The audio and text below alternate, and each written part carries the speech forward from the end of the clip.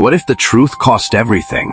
Not just for you, but for thousands of people who had nothing to do with the lie. What if speaking up meant that families lost their businesses, sick people lost their hope, and a whole town lost the only thing keeping it alive? This is not a made-up story. Events like this have happened in real places across the world, towns built on miracles that were never real. And one person who decided the truth mattered more than the comfort of the lie. The town of Millhaven was dying. 20 years ago, it had factories and farms and reasons for people to stay. Then, the factories closed. The young people left. The shops shut one by one. By the time the miracle arrived, Millhaven had almost nothing left. It started with a leaking pipe inside the old church. Water was seeping through a crack in the stone wall. Someone noticed it. Someone else said they felt something when they touched it. Then a sick woman from the next town visited and said her pain went away. Word spread fast. People came. First a few, then hundreds, then thousands. The church became a shrine. Hotels opened, restaurants opened, tour buses started coming every weekend. Millhaven was alive again, and every single person in that town knew exactly why. Their miracle had saved them. Her name was Anna. She was a journalist. She grew up in Millhaven and left at 18 to study and build a career in the city. She loved her hometown. She was not an outsider trying to destroy something she didn't care about. She came back to visit her mother and heard about the miracle like everyone else. She was curious. She started asking small questions, then bigger ones. She spoke to engineers. She had the water tested. She looked at the church records. And what she found was simple.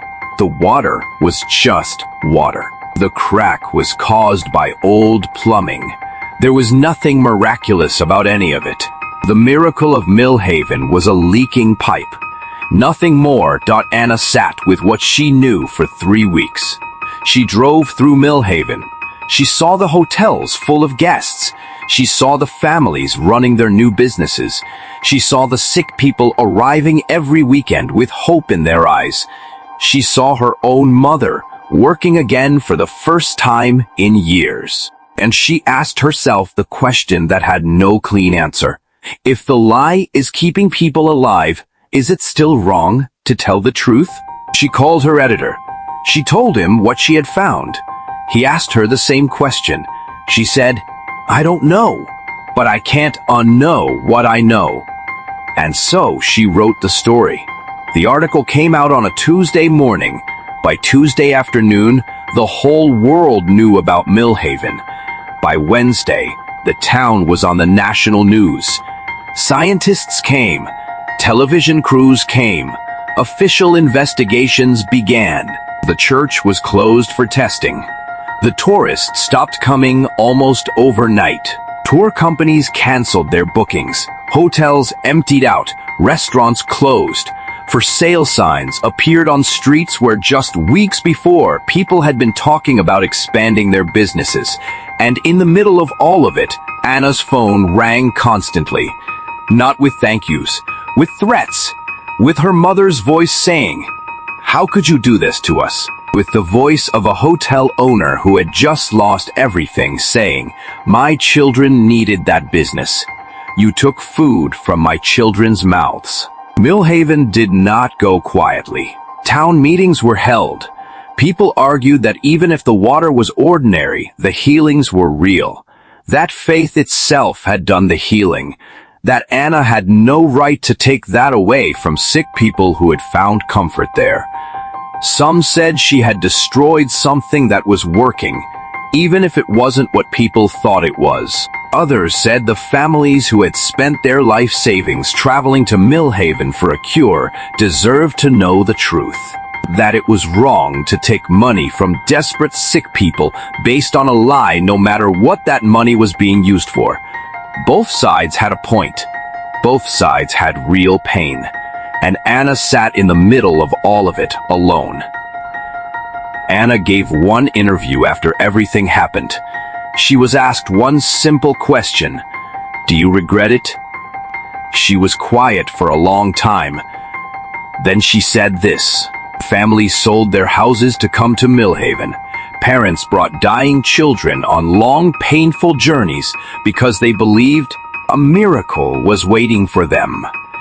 Some of them spent their very last money on the hope that this water would save someone they loved.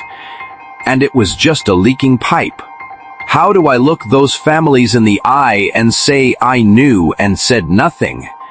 How do I tell a mother I let her believe her child might be healed when I knew the truth? I am sorry for what happened to this town. I am truly sorry, but I could not stay silent. Some truths are too important to keep buried even when they hurt. The town is still struggling. Some families never recovered.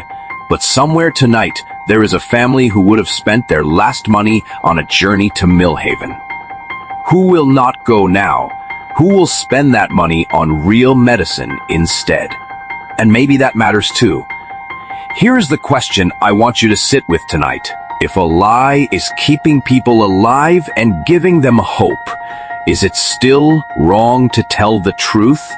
That is exactly why I want you to tell me yours in the comments.